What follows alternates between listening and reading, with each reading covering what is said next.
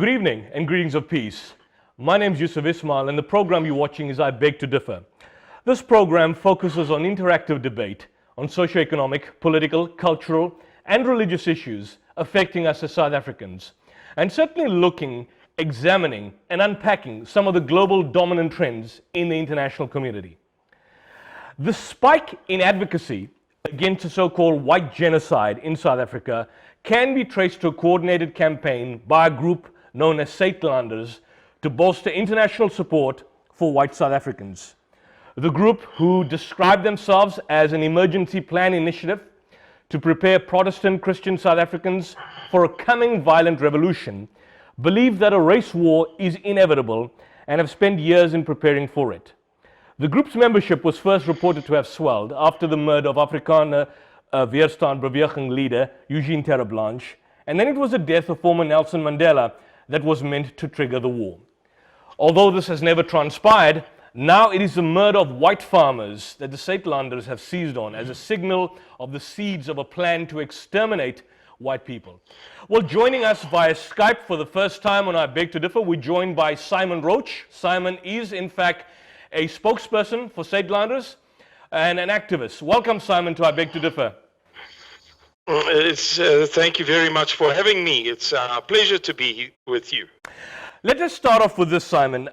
You've been quite vocal over a number of years, I believe from 2017 onwards, that there is at the very present point in time, if not genocide, but factors that you describe as possibly leading up to the genocide of whites or white farmers in particular. Can you expand on what you mean and define what you basically are referring to? Yeah, very simply, Yusuf, we have never used the word genocide. So you won't find in any video or interview done in the USA or from South Africa or wherever else, speaking at the European Parliament, us saying that there is a genocide, because the word genocide has a very particular meaning, and we don't play fast and loose with these things. We would like to believe that we are quite serious people.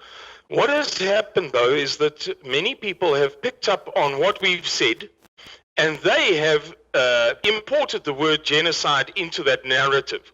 What we have said is that there is a sustained, methodical, systematic campaign of farm attacks and farm murders.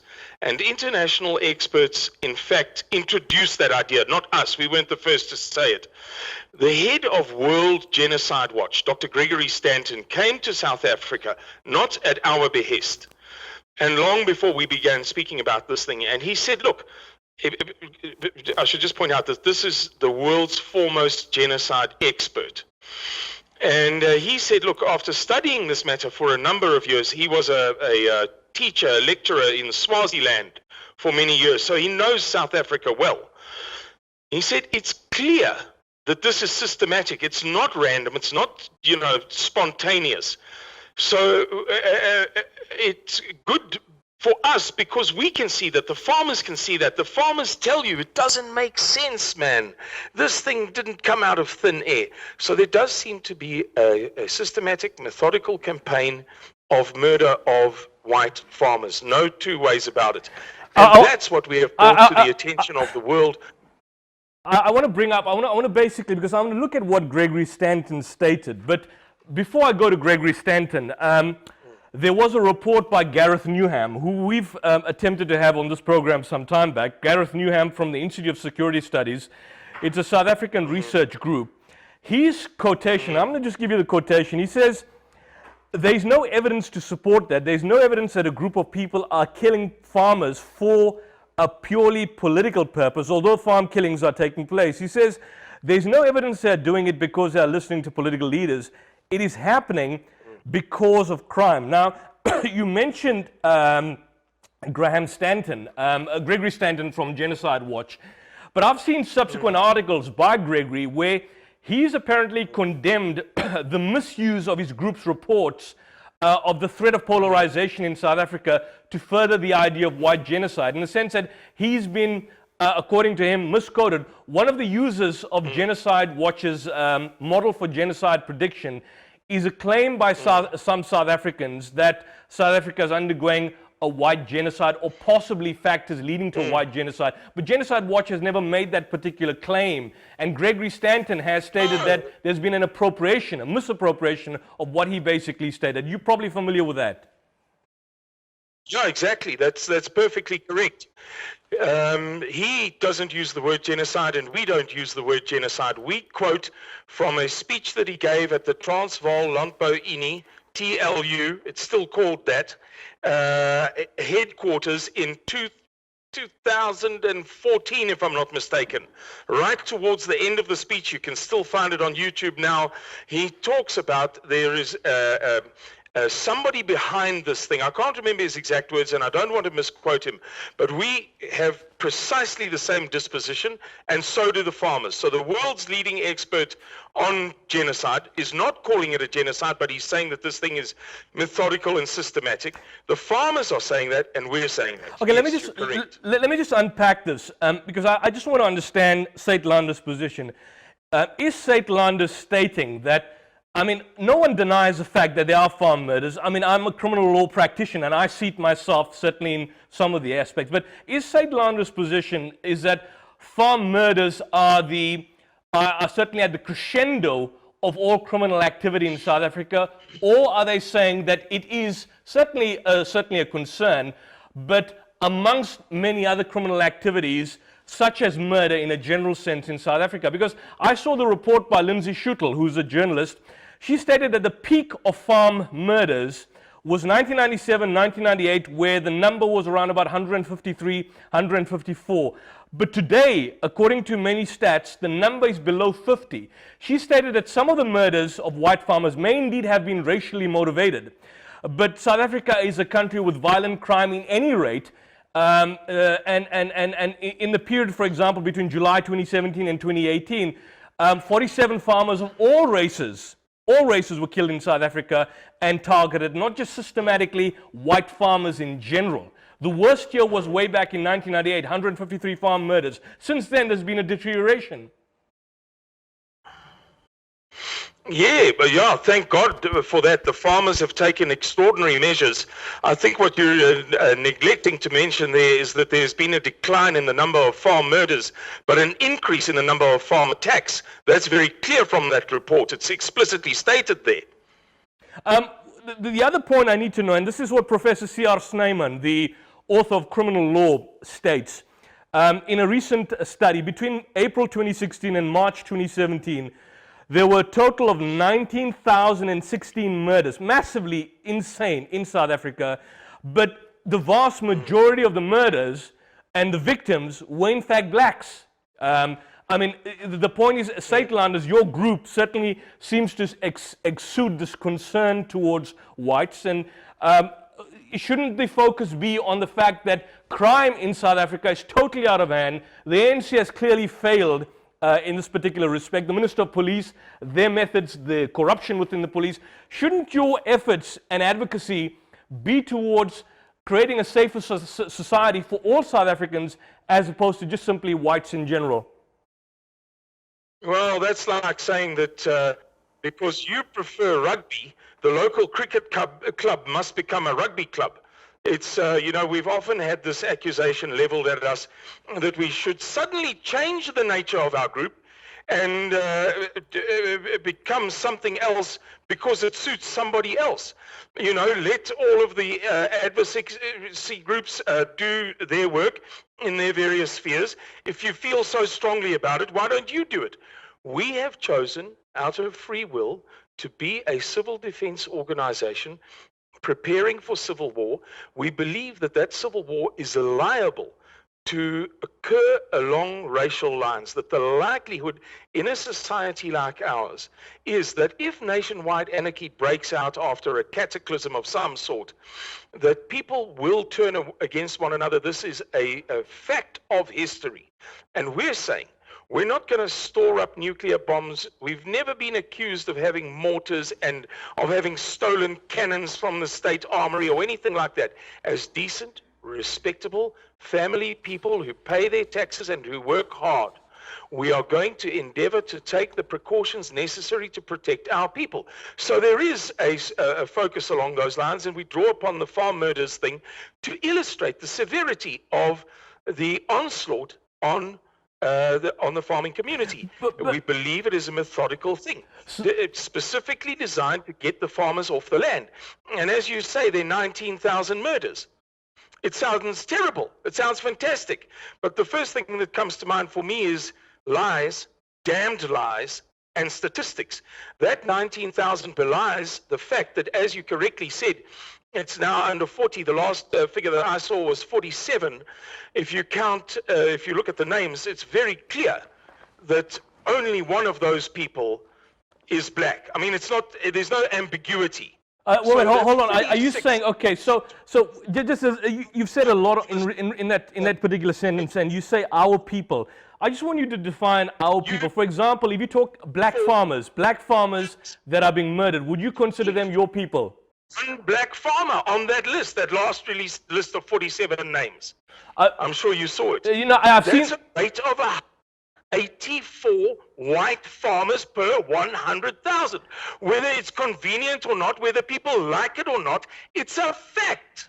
But if you look at the facts statistically, between July 2017 and 2018, 47 farmers of all races were killed down in South Africa, down from 66 murdered in July 2016 and July 2017. The point I want to ask you is, number one, there were 47 farm murders of all race groups. Number two, you said our people. Do you see our people as just simply whites? What about black farmers or black people in general? In this context, yes. What we're saying, okay, it's not complicated.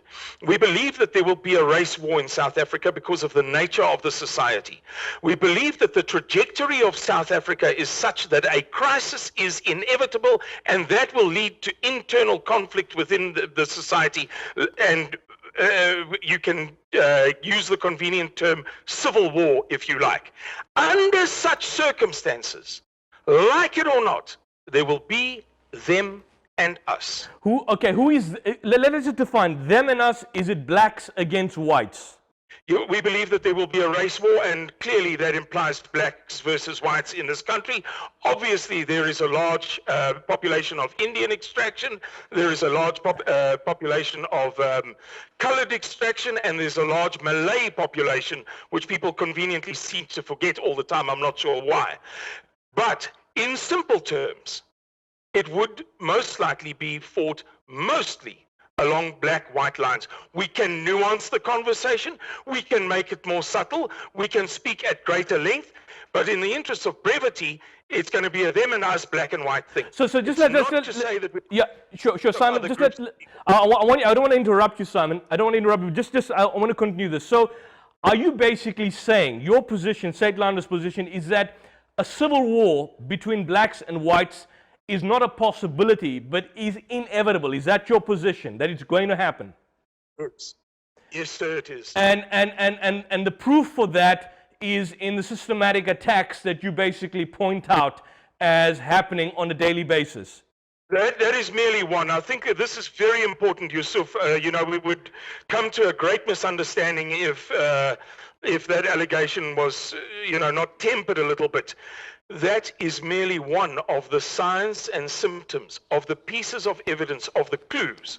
It happens to be the one that people get attracted to the most, that they are able to dramatize the most. But that's not the only thing we speak about. We speak about the financial crisis in South Africa, the unpayable debt. We speak about the water infrastructure. If there's a water crisis in this country, a real water crisis, and cholera breaks out through 3/4 of the East Rand, all hell will be unleashed on us. That's just a scientific fact. Okay, there are many other things that we... Okay, so Simon, and I want to wrap up because we've got so many other aspects to discuss and look upon.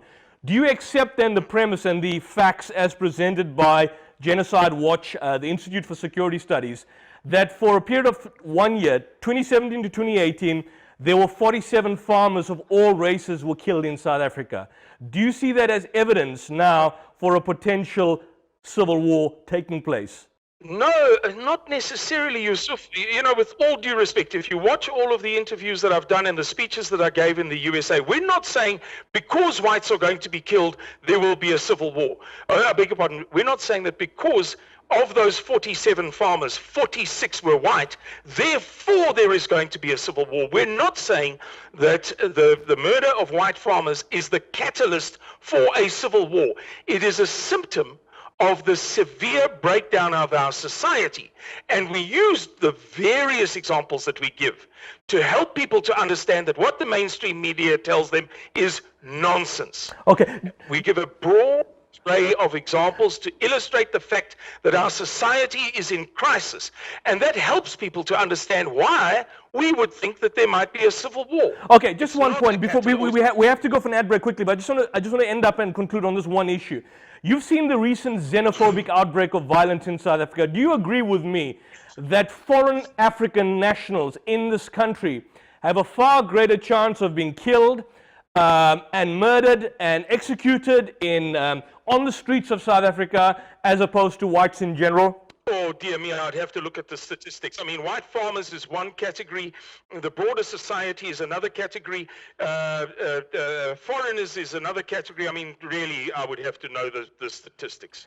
Okay, well, I just want you to hold that thought, Simon. We have to go for a quick ad break, as I've been told by my producer, and we're going to be back shortly. And we're going to continue this debate on this ongoing saga in South Africa. We'll see you soon.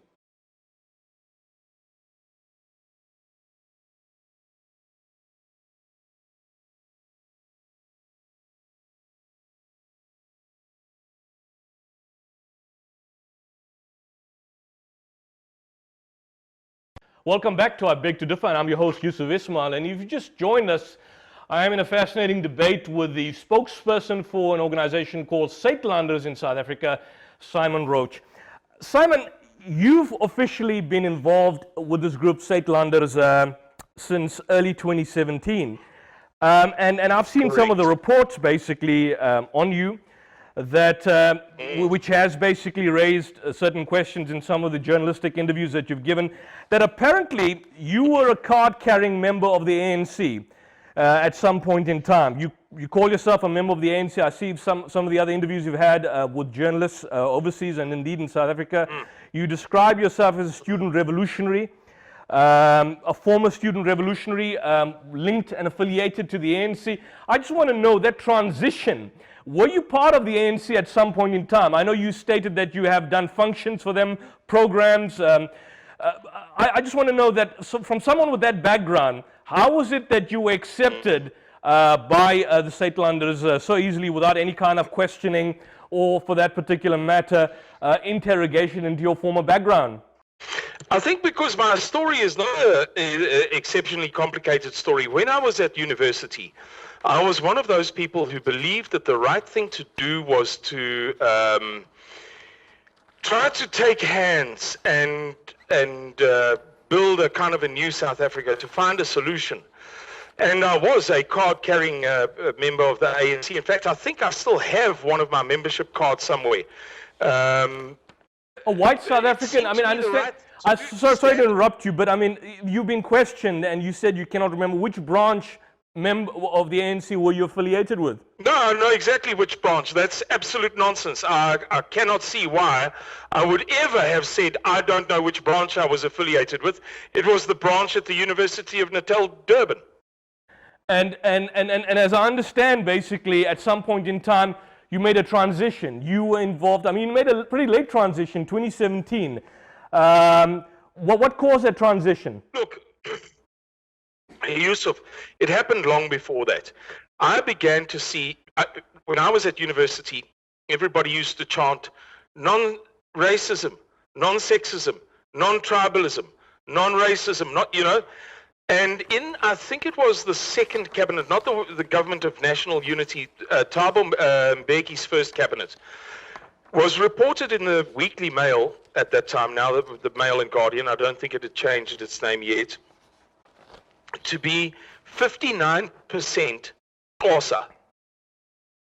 And I thought to myself, but hang on, how is it that the Xhosas form about 9 million of the population of South Africa, So under 20%. How is it that these people have 60% representation in this cabinet? What happened to the non-tribalism? That was the first salient event that led me to become, to begin to believe that this might be one big nonsense story, that it might be the wolf in sheep's clothing. Let me put it to you this way. God forbid this, Yusuf, but you know, when a pedophile wants to do some harm to a child, he doesn't come running with a panga and say, I'm going to chop you, I'm going to steal you from your dad and chop you up and eat you. He offers an ice cream. So it's not beyond the realm of human concepts that the smiling, innocent victim ANC could in fact be the perpetrator, that they could be bad guys. So that was the first sign. And then the arms deal led me to think, hang on, the evidence is so clear here. The money couldn't have fallen in a hole. Nobody loses 5 billion. It's not humanly possible. If I gave you 5 billion, you would guard it with your life. Somebody stole that damn money. Absolutely. And that was about the very major undertaking. So over a period of years, I became conscious of the fact that the African National Congress is not a force for good. It is not benevolent. It is a wolf in sheep's clothing. It is the all-time master of playing the victim while in fact being the perpetrator. I it is agree. a past master. You know, so Simon, just to interrupt there, I agree with you. Simon, hold on, Simon. I agree with you. I agree with you on that point, and we discussed that for a long time on these programs. One of the key issues, for example, is that the great betrayal, which people talk about that the ANC was involved in, started way back in 1985, where apparently leading members of the ANC were meeting with members of the Afrikaner Broederbond in Sussex, hatching out a plan. You had, for example, Cyril Ramaphosa, who was involved in the trade union movement in the 80s, suddenly jumping on board, becoming the front man for Anglo-American. That greater betrayal is there. What I find problematic is somehow or the other that groups like Saitlanders and AfriForum, and we had a discussion with Ian Cameron and Ernst Roots, they play this game about the so-called Roy Gafar, the red thread. The idea, kind of the myth that the ANC is indeed engaged in a socialist enterprise or a Marxist communist agenda, when in reality, for the past 25 years, the ANC has embraced neoliberal hardcore capitalism to the extreme, leading to the greatest disparity of wealth between rich and poor than ever before. Now that point is there, is that why is a critique by groups like Saitlanders and AfriForum misplaced by creating this threat of the Roy Gafar, when in reality they've embraced neoliberal capitalism that led to the problems of the arms deal, the kind of bought into this greater multinationals coming over, taking over the economy. That's where the critique should be. But it seems to me that the agenda being portrayed out there is that the ANC is a communist threat which needs to be confronted, when in reality the critique could be more justified and credible if we identify where the real problem is. Well, you may well be right. You know, you and I could stand next to the side of the road and see somebody walk past, and you could say, I'm dead certain that that person's name is Fred. And I could say, oh, I'm dead certain his name is Arthur. We're looking at the same person. You have your perception of the ANC, I have mine. What you've said is not false. However, you neglected to mention that this neoliberal policy includes the national health insurance, which is about as socialist gets. That is the last word in socialist. And that is not even to speak of inducing or obliging, I should say, insurance funds to invest in government projects. That is as socialist gets. So my opinion is that the commies masquerading as neoliberals, your opinion is that they are neoliberals and we need look no in fact, isn't it the opposite? Don't you think it's the opposite, Simon? It's neoliberal hardcore capitalists masquerading as socialists and communists. Because, I mean, they talk about talking left, but in actual fact walking right. There hasn't been a single socialist policy implemented since 1994 to date. I mean, they've been talking about, after 94, Mandela stated privatization is the way to go. Nationalization of the mines, none of that has happened. I mean, effectively, you have economic apartheid continuing for the past 25 years. The poor have gone poorer, the rich have got richer. It's just simply a question of economic apartheid on steroids. Do you agree with me? Yusuf, as far as I'm concerned, the mining charter and the banking charter are not outright capitalism. You say that it's a continuation of economic apartheid. I don't know, when the BBE, the BBEE laws, when I read them, that doesn't seem rank meritocratic capitalism to me. Well, what it's done is basically... You should read the National... I've read it, I've studied it, and the point what I see, what I see... So sorry, Simon. Of a special type, the ANC in its own words is a colonialism where the colonials remain behind afterwards. And the ANC says in these words, and those colonials must be utterly eradicated, firstly by dispossessing them. Come on. No, but Simon, the point is, and I think we can get into a debate on this. So Simon, hold on a second. What we see, and I've seen the charter, it's basically the replacing of one group of elites, which were the whites, with a new group of elites, the blacks, who are co-opted. I mean, Anglo-American bankroll apartheid, there's no doubt in that. Come 1994, the front man for Anglo-American was someone that was involved in the trade union movement, Cyril Ramaphosa. So it's just a question of one group of elite replacing another group of elite, or being co-opted, with the vast majority of South Africans still living in abject poverty.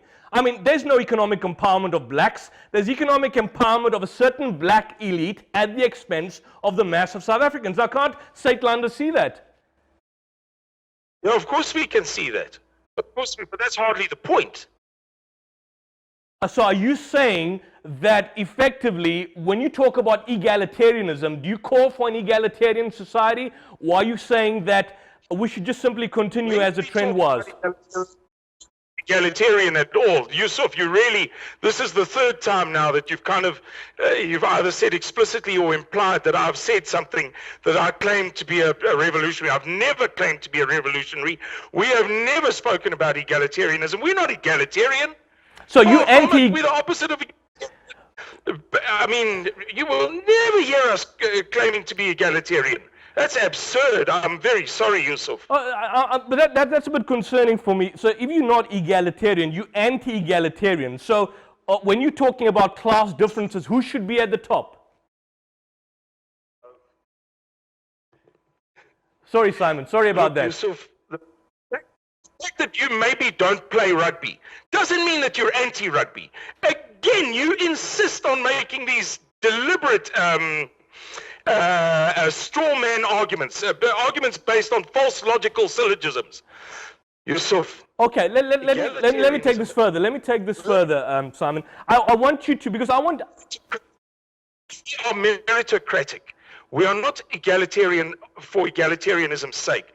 This is a word that came out of the French Revolution, and its purpose was to diminish the role of the nobles and the church in French society. Okay. And that's where you get the origin. The phrases left wing and right wing. It was the left-hand side of the French Parliament, the right-hand side of the French Parliament. These are words with specific meanings. We are not anti anybody who wants to be egalitarian. You can be as egalitarian and fluffy as you like. Okay. We just don't believe so I get your point. In the history of the world. Okay, now I get your point. I see we seem to be having a slight, I don't want to lose you in terms of the sound. So you mentioned an interesting point, meritocracy, which is basically those at the top or those in the best position should be there based on merit. I don't have a problem with that. I'll be honest with you. I don't have a problem with that. You accept that those at the top, those controlling the functions of society, ensuring good service delivery, should be there based on merit. And I think we're in agreement on that particular point. But the problem that I want to take it further is that, and it brings us back around this particular circle of the inevitable civil war, which is quite disturbing. The problem that I have is that a lot of these factors, your founder, your leader, Gustav Müller, for example, cited that a lot of the facts surrounding this comes based on the interpretations and so-called hallucinations and visions of Nicolaas van Rensburg. Now, that's someone I just want you to unpack, because a lot of those in the viewers never heard of Nicolaas or Sinner van Rensburg. Here's an individual that is supposed to have had 700 visions. He had a vision of a sisal plant. His visions have been described as predictions of local events, interpretations leading to the rise of the First World War, rise of communism. And in South Africa, prophecies that Nelson Mandela's death will be followed by kind of a racial apocalypse. Now, do you believe in Sinner van Rensburg, Seer, or Nicolaas van Rensburg, and are his prophecies, do you see him as a prophet? Do you see him as someone that galvanizes you and your belief system? Yusuf, I beg your pardon, I don't mean to dodge your question, but you gave a long introduction, and there's a slightly false premise in that introduction, so I'll answer you directly once I've got the following out of the way. Sinner van Rensburg never ever said that there would be a war following the death of Nelson Mandela. What he said is that one day there will be democracy in South Africa, multiracial democracy in South Africa. And he said there will be a black ruler on the throne of South Africa. He said when that ruler dies, at the time that he dies, the ruler that is then on the throne of South Africa, so the first, and he said that the first ruler would be deemed a saint by the world. Time passes, he dies. He dies at a time when the throne is occupied by a very bad man, a second black ruler or fifth black ruler, whatever, but the guy's on the throne, a very bad man. He said quite separately, very, very separately, that it's not the same vision or dream or prophecy or whatever you like. He said separately, a black ruler in South Africa dies by violence. And out of that death comes a civil war. So if you don't mind, that correction is very, very, very, very... So just let me explain this, because you do call yourself a Christian Protestant outfit. Belief, and I know many from the Gereformeerde Kerk and so on, and I engage a lot with pastors and religious faith groups and interfaith dialogue. The question I need to ask is that as a Christian outfit, which you yourselves identify, which is fine, identifying yourself as a Christian outfit, do you see Nicolaas van Rensburg as a prophet? Yes, we do. Yes. And a prophet who received visions and inspiration from God 100 years ago? Yes. And yes. That basically is your inspiration by certainly people like Gustav Muller in forming groups like Saitlanders. Yeah, well, it's not the only inspiration, but it is a relevant, pertinent, germane, contributing factor. Yes, yes, you are absolutely correct, but by no means the only one. But don't you find it somewhat disturbing, the fact that a lot of emphasis is placed on his prophecies, which are indeed apocalyptic? It's like those who, were waiting for the final apocalypse in Israel, or the Armageddon, final Armageddon. Is as if that this inevitability is sustained, certainly what we see on the ground level, but by and large, systematically, by what he said 100 years ago. No, I don't find it disturbing. So what he said was what changed you, correct? You came across his book, and that changed you. Well, look, there were numerous events that took place. It was one of the salient, seminal moments in my life, yes, but the one, no, it was not the one. It was not the thing that changed me. Okay. It was one of many events that opened my eyes to the madness of the new South African rainbow nation, which is dominated by crime and violence and corruption and sheer insanity. I don't disagree with you with the last point. It is certainly, we're living in an insane country. No one denies that, and I think we're on par with that. What would you identify and describe in your writings, not your writings, certainly the writings of Saitlanders, Night of the Long Knives? What do you mean by that? This refers to a particular prophecy. Sinner van Rensburg said that there would be a civil war that would break out. He said that it would begin in the run-up to the civil war. He said that there would be a wave of migrants into Europe. Okay, that's just one of the many kind of milestones that he gave. I'm not going to bore you with all of them. Yeah. And there were various others. He said this all then culminates in a night in which this race-based civil war begins. And that is the night of the long knives. Now, the problem that I have is Van Rensburg, and I'm going to move on to this just before we go for the ad break. He was a farmer. Yes. He only read the Bible, but was unable to write anything besides apparently his own name. And Sinner obviously means seer in the Afrikaans language.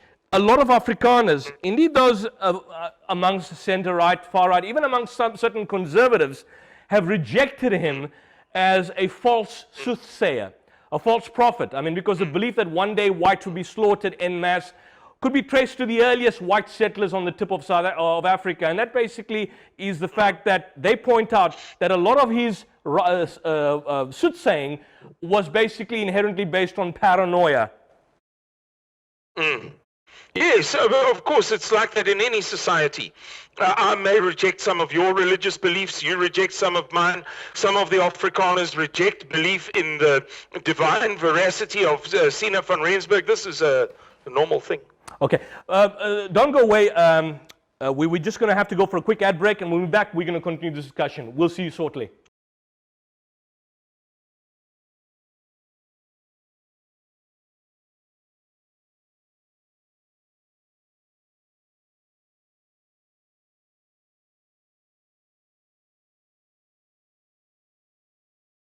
Welcome back to our Beg to Differ. I'm your host, Yusuf Ismail, and if you've just joined us, we are in an interesting conversation with the spokesperson for Suidlanders, Simon Roach, who joins us via Skype. Simon, let me just get back to you. I saw a report by a history professor, Franz Johann Pretorius. I don't know if you heard of him. He's a history professor at the University of Pretoria. And he basically says... sorry, I beg your pardon. Is it F.H. Pretorius? Is the middle name H? I didn't catch it clearly. It's Franz Johann Pretorius. Franz Johann Pretorius. F.J. Pretorius. Yeah. Okay, I don't know him. Well, Sorry, I think he's a professor of political studies. And he basically says, in relation to, for example, groups like yours, Suidlanders and so on, he says, and this is a quote, "The loss of power in 1994 was difficult for these people. They lived in a dream world then, and they prefer to continue living in that dream world today." And this was in relation, and I want you to possibly comment on the fact that when for example, the idea was that a black uprising would occur at the end of white minority rule festered, then the prophecies shifted to Nelson Mandela's death and beyond. And I think the Suidlanders made the point that at Mandela's death, members go on holiday to safe havens, and on the website they take an emergency evacuation which included canned food, a Bible, a rucksack, tampons to stem bleeding wounds, and so on and so forth. That never happened. But when I look at it, and when Franz Johann Pretorius comments on it, this is like something from the movie by Mel Gibson called Conspiracy Theory, where there's this idea that you are now in survival mode and have to basically get yourself ready because of this inherent fear that you're going to be attacked, going to be destroyed and eliminated. And he points out the fact that this is in reality a dream world. He's an Afrikaner academic, and he says that the loss of power in 1994 was essentially difficult for these people, leading to the inherent paranoia that they see. AfriForum, Ernst Roots, a number of other groups disagree with you, and of course they've got the right to disagree. But the idea that is being presented, isn't it a bit too extreme, too far-fetched? Going away in a rucksack, taking your Bible away, canned food, all of that? Well, let me say that the loss of power in 1994 was not a bad thing for me personally. I made a lot of money out of becoming a specialist projects manager and doing a hang of a lot of work for the African National Congress as a party and the government. So I'm not sure that that applies to me necessarily. I don't think that it's extreme to be effectively a prepper for a crisis under the circumstances in which we labor at the moment. You may disagree, but there are many of us who would say that F.J. Pretorius is entitled to his opinion, but that he's blind to what's occurring in the country around us, with or without Suidlanders, with or without our beliefs, with or without our neurosis and paranoia. So at the end of the day, the idea that, for example, Mandela's death would lead to this genocide, that never happened. No, but that is a fallacy, and I say it with respect, Yusuf.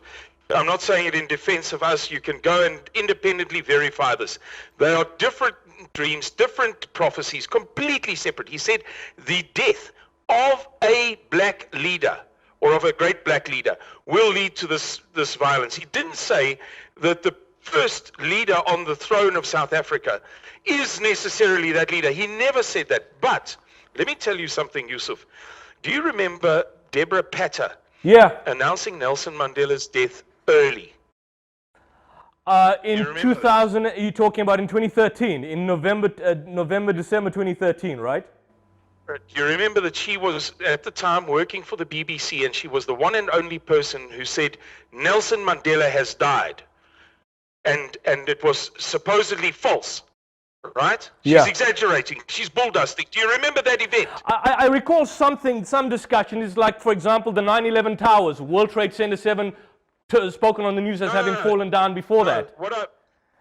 Yeah, exactly. Right, you're correct. Exactly. Precisely. BBC reported the World Trade Towers fell down. World Trade Tower 7 fell down, and it was still up and running, and then it fell down some half an hour later, something along that line. I remember something similar. Exactly, you are perfectly correct. Deborah Patter on BBC said, Nelson Mandela has just died. And everybody remained silent, and she was quietly fired from her job. She didn't tell a lie. I was appointed the project manager of Nelson Mandela's funeral 5 years before he died. And let me tell you, as an insider, he didn't die on the day that they said he died. So when did he die? When did he die? An opinion. He died prior. This is not an opinion, Yusuf. This is a fact. It might sound like conspiracy theory to you. It might sound nutty. It's okay. It's not the end of the world. I'm going to carry on with my life. You're going to carry on with your life. But we know that there are shenanigans in the background that appear to connect very closely to Sina van Rensburg's prophecies. I'm not conflating the prophecies now. I've already separated them for you. But at the time, we thought to ourselves, something is very, very fishy here. Let's be on standby. We have 4 codes: code yellow, green, yellow, orange, and red, which signify, like the United States DEFCON concept. And we didn't even go out of green. We weren't hysterical. We weren't neurotic. We weren't paranoid. We just said to our members, guys, who knows? This event could lead to ructions. It could destabilize the country. There could be a power struggle. Prepare yourselves. Don't get worked up. Don't panic.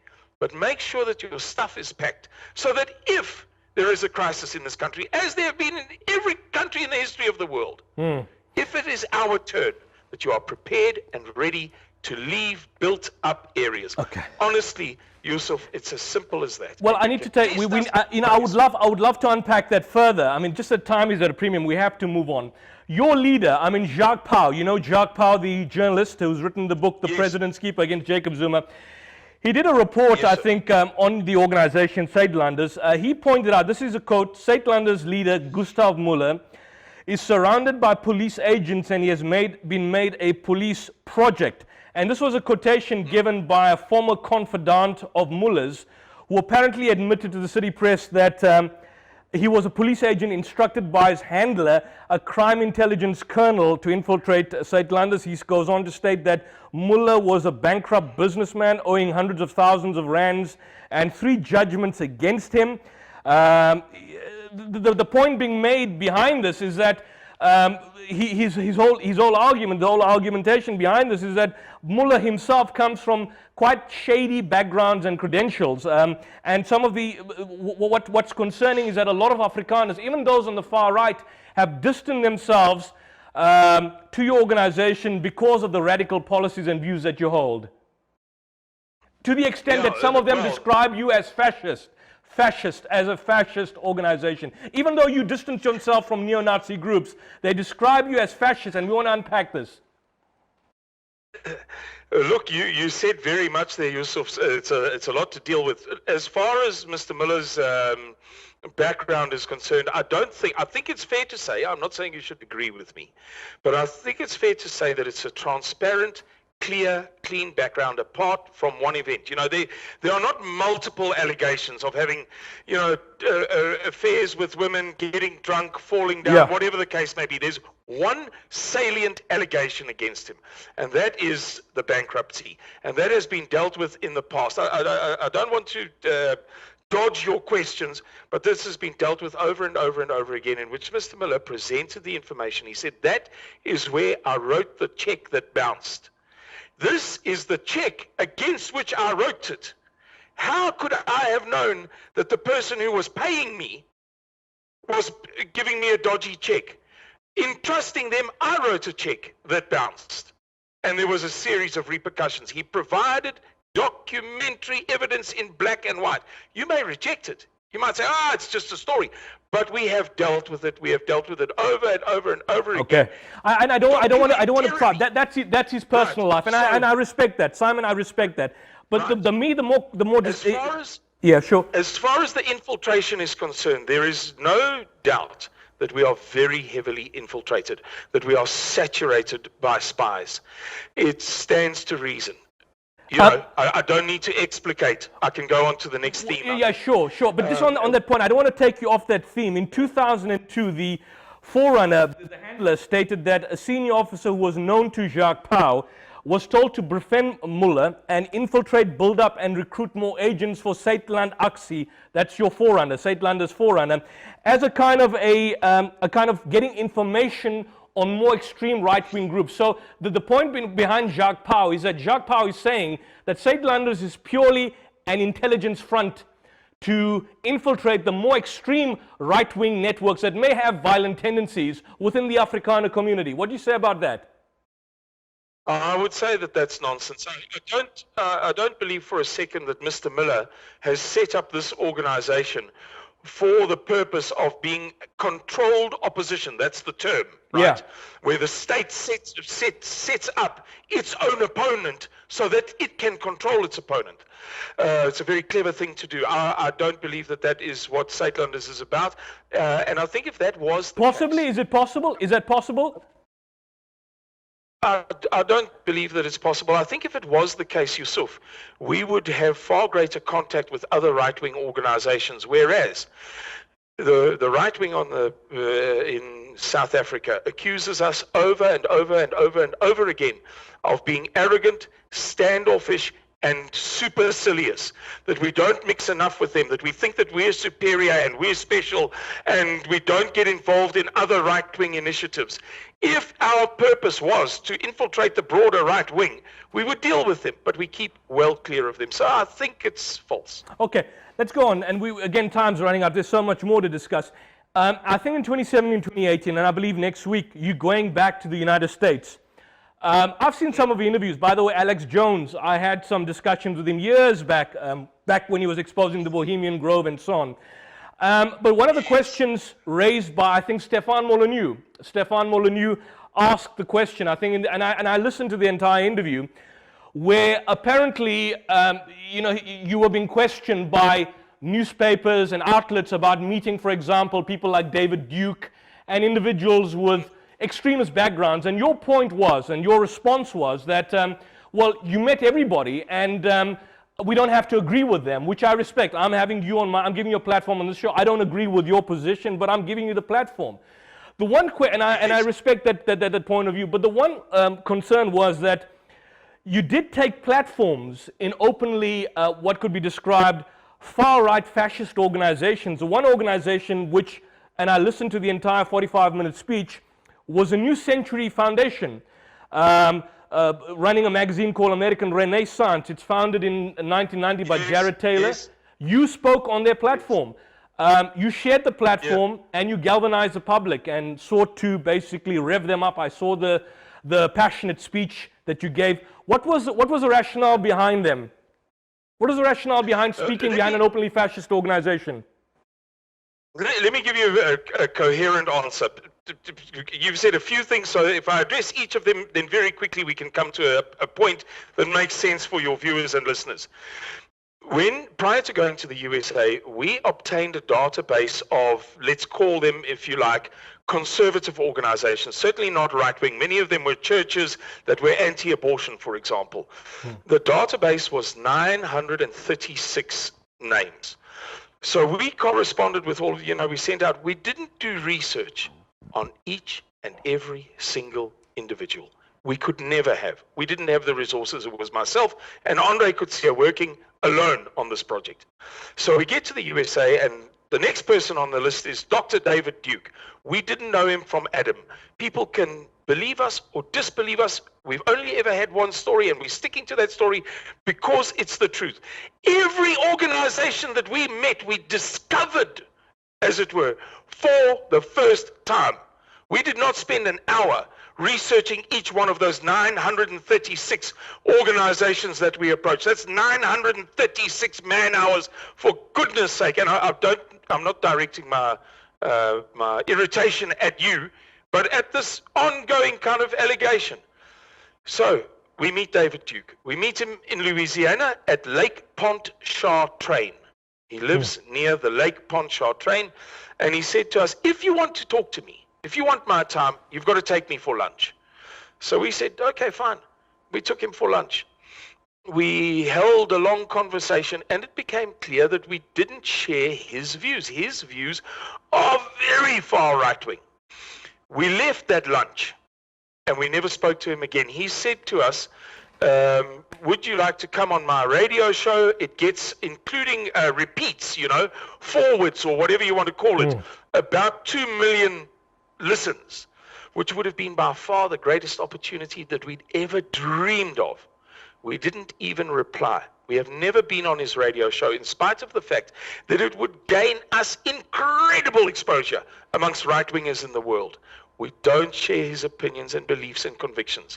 As far as the New Century Foundation is concerned, Amren, Jared Taylor, there's something that you must understand. Jared Taylor is generally regarded as kind of milquetoast. He's right-wing, he's very pro-white, he's very pro his history and his culture and so on, but he never condemns any other races or groups or religions, and he's famous for it. The right-wingers in the USA, or many of them, hate him for the fact that he won't acknowledge, for example, a Zionist Talmudic Jewish conspiracy, and you can see it across the length and the breadth of the internet.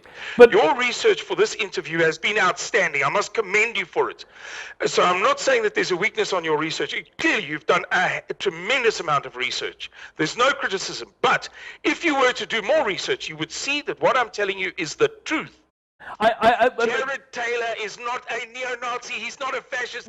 He's not a neo-Nazi gumboot. Okay, well, on that point, and because we're going to have to wrap this up, the reason why the people are critiquing you for not having met up with David Duke, because according to you and Saitlanders, David Duke is anti-Jewish, he's anti-Israel, anti-Zionist, whereas Jared Taylor is not.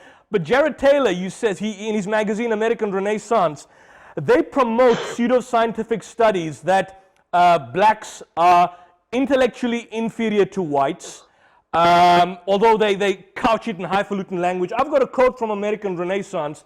There is a difference between blacks and whites analogous to the difference in intelligence, in psychopathic personality. For psychopathic personality, the means and distribution are higher amongst blacks. The effect of this is that there are more black psychopaths and more psychopathic behavior amongst blacks and amongst whites, and certainly white intelligence is far superior to that of blacks.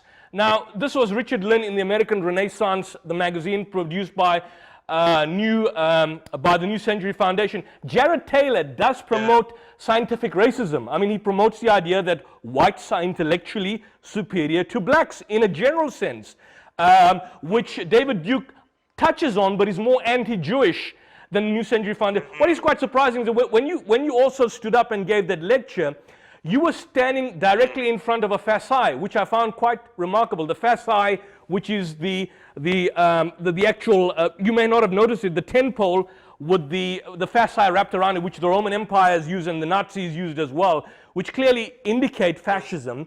But I mean, he promotes scientific racism. Do you agree with him on that point? You know, the reason you have to ask, and I say this with respect, I'm thoroughly enjoying talking to you, and I'm not at all, I'm not being funny or what have you. The reason you have to ask that question is because there isn't evidence. There isn't evidence because this obsession that people have on the right wing with racism and with anti-Judaism, and it's all a Muslim plot, and it's this and it's that, and the Vatican is controlled by Babylon, which is an ancient. We don't get into this bullshit. We just don't get into it. We have other things to worry about. There are little girls being raped on farms. Our economy is it's on its very last legs. Eskom's debt is 450 billion rand. Our gross domestic product of South Africa is just over R1 trillion. Yeah, it's shocking. Eskom alone owes almost half of the GDP of South Africa. We don't have a need to get engaged in all this racial and anti-Jewish and anti-Muslim and anti-black, and we have enough on our plates. Thank you very much. And Simon, really, speaking about Eskom, I'm having Ted Blom, the energy analyst. I mean, we've had him multiple times where we unpack Eskom and the rot within Eskom. Nobody denies that. And that's why I'm saying, why don't you come on board? If Jared Taylor did provide and does provide scientific racism, he believes that blacks are intellectually inferior to whites. Stefan Molyneux believes the same thing. I'm just questioning, do you accept that aspect? Do you accept that psychopathic tendencies amongst blacks are higher than amongst whites? Do you accept that? That's like asking me whether I accept some tenet, some hadith or sunnah. I don't know, I don't care, it doesn't bother me. I have so much else to worry about. You know, I'm going to Europe in a few weeks' time. We're going to meet with very interesting people, and we're not going to discuss one word of race. Why? Why on earth get bogged down and obsessed by that nonsense? We have a mandate to provide a national emergency plan for a civil war in South Africa. We frankly don't care what you or your producer or your sister or your mother or your best friend or your business colleague have to say on race, on religion, what have you. We are introspective, and that has always been our way. Okay. Well, Simon, just hold that. We're going for a last ad break, and then we're going to be back shortly for the final wrap-up. We'll see you soon.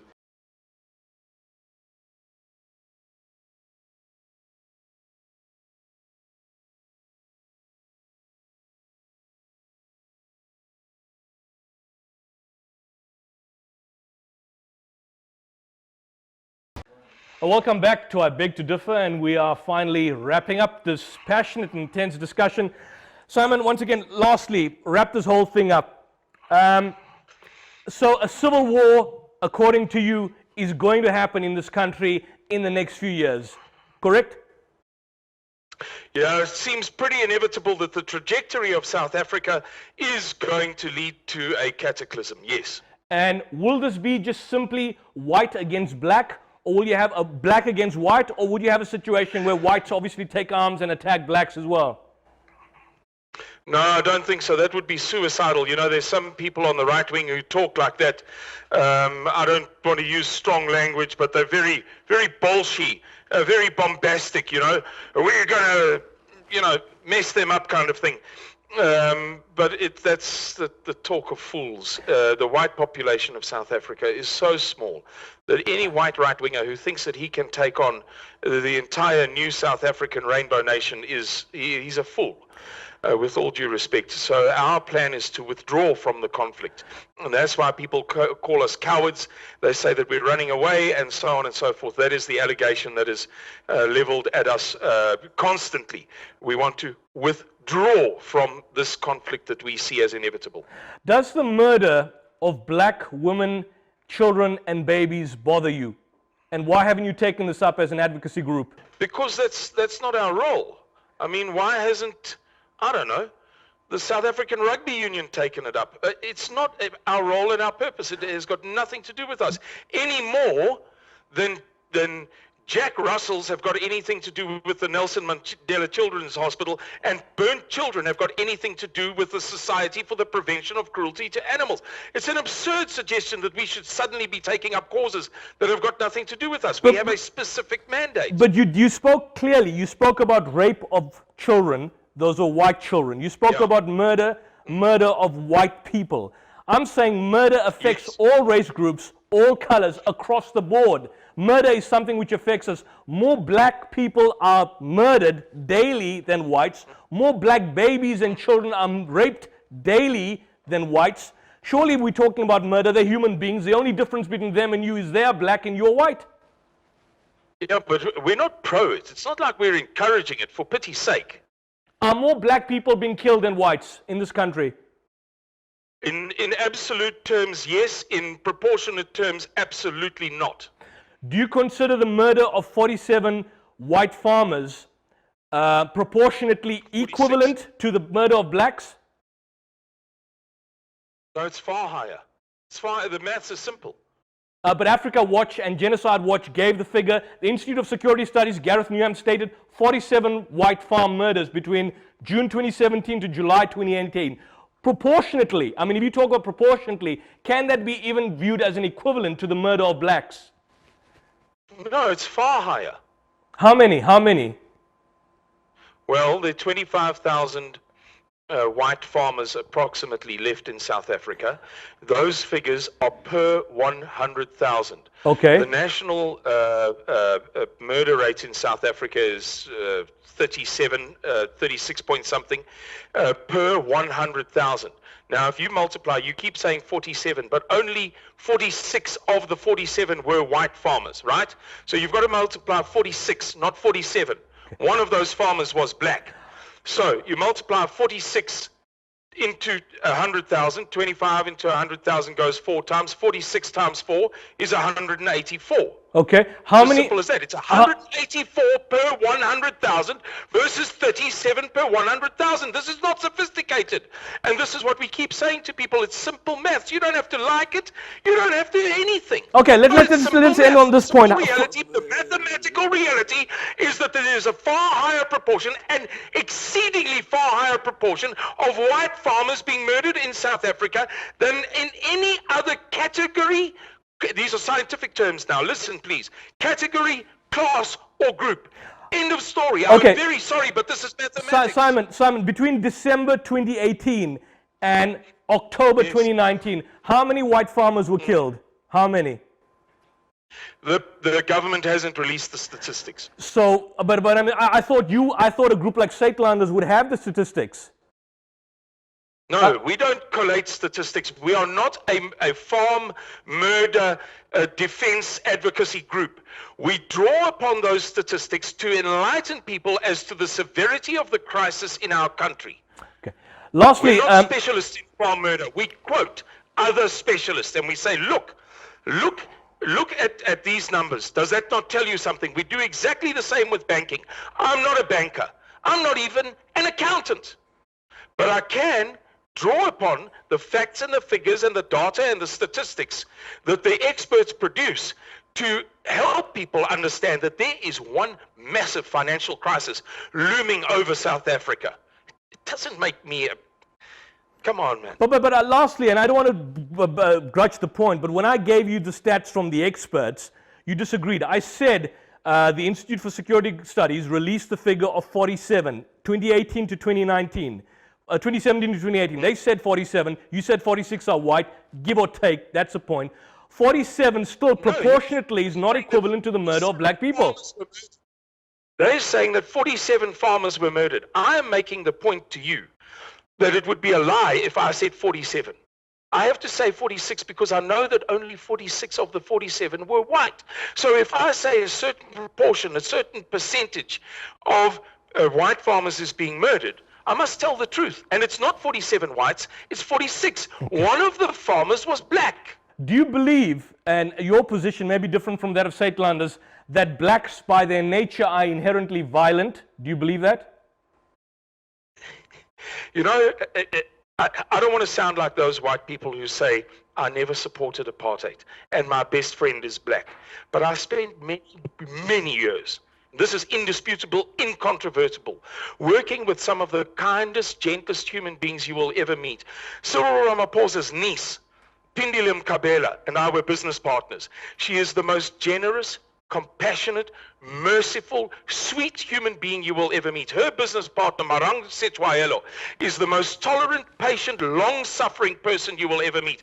Jameson Tlongwane, Wanda Shwenyani, Abi Mokwasani, these are people I know and love for the good that I have seen in them. It doesn't occur to me from one day to the next to obsess about these things. Oh, white's better than blacks. What I'm obsessed by is the fact that there is clearly a threat that is emerging which will focus itself at some point in time when people are hungry and dispossessed on the white minority population of South Africa. And you've heard what Ace Magashule, Julius Malema, and David Mabuza have said about whites recently. You know what Julius Malema said on Thursday, the 6th of November, 2016. I'm not calling for the slaughter of all whites yet. You know what the scientific studies are about the Bulala Mabuno and, Tubuli Bunu and Auletum Shinwam. You know that.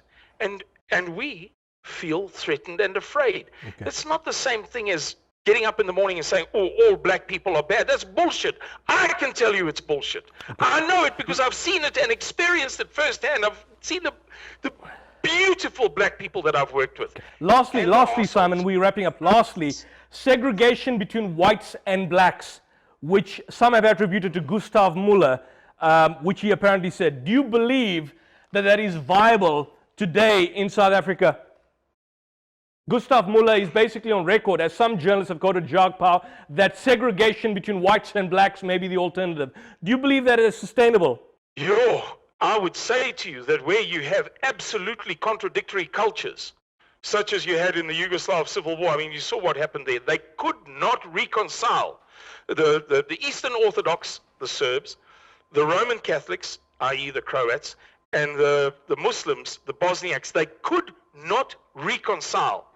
At some point, it was proven that the sustainable option was rather to separate from one another, because otherwise they would just fight to the death forever. You support that? Do you support that? Do you support that? Yes, the notion of not sharing a space with somebody with whose culture and values I cannot reconcile. Of course, I'm sure you do. Look, Ugutwala is on South African law. Not maybe, not could be, not possibly, not perhaps. Ugutwala remains a concept of African customary law. It permits a man to rape a woman and pay her father damages and then keep her. Let me just correct you. Ugutwala is a criminal offense in South Africa. Ugutwala is, and I'm telling you as a criminal law expert, it's a criminal offense. But just on that point, so you're saying segregation between whites, blacks, and other races is a way to go in South Africa? Well, that it is practiced and tolerated by the rural communities of the Eastern Cape and of Natal. You know that. It is practiced and tolerated. So Simon, in the final analysis, Simon, in the final analysis, apartheid is a solution to white killing. Is that what you're saying? Answering your question, I didn't ask the question. I'm just saying, in the final analysis, are you saying apartheid is a solution to white genocide? You said already it's a criminal act. Now I'm continuing after your interruption. Do I think that it's easy to reconcile some cultural norms and values and practices? It's impossible. It's impossible. Does that mean I don't get on with black people? I lived with black people, not stayed with, not visited with, lived with black people. Lived. But if you ask me about a general concept, a general principle, yes, of course. Of course. Sometimes culture, tradition, language and religion are insurmountable obstacles. That doesn't mean that I didn't live with black people. That doesn't mean that I didn't sleep in the same room with black people for years. Well, Simon, you've got to take the good with the bad. You've got to accept both sides of the argument. Okay, Really, Simon, we have to. Yusuf. We've run out of time. We've run grossly out of time. But we will continue this discussion and have this debate probably more interactive in the near future. Till then, Simon, I want to thank you for joining us on I Beg to Differ. And that's all we have for this evening. Join us next week for more interactive debate on I Beg to Differ. Till then, greetings of peace. Assalamu alaikum. And if you're having a journey, travel safe.